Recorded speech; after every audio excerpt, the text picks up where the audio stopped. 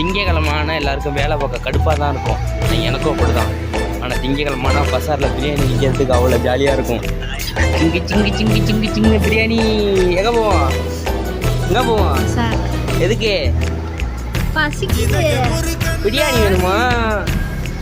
ஆமாம், நாங்கள் போய் பிரியாணி, மெதுவடை, அப்புறம் லெமன் ஜூஸு எல்லாம் வாங்கிக்கிட்டு குழம்பு வைக்க.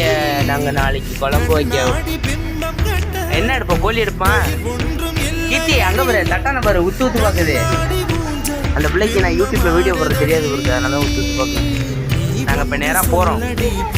நேராக போயிட்டு முதல்ல போய் மெதுவடையை வாங்கி சாப்பிட்றோம். மெதுவடை வாங்கி சாப்பிட்டுட்டு அடுத்து லீமாய்ஸ் வாங்குகிறோம். லீமாய்ஸ் வாங்கிட்டு அப்புறம் நேராக போகிறோம். நம்ம காதர் கடை பிரியாணிக்கு போகிறோம். பிரியாணியை போய் வாங்கி சாப்பிட்றோம். அது பிரியாணின்னா அது எப்படின்னா புலவு சாதம் மாதிரி உள்ள பிரியாணி. நான் காட்டுறேன் அடுத்த வீடியோவில் பாருங்கள். ஓகே, இப்போ நாங்கள் எங்கே போகிறோம்? பிரியாணி சாப்பிட போகிறோம். ஐயோ, பெட்ரி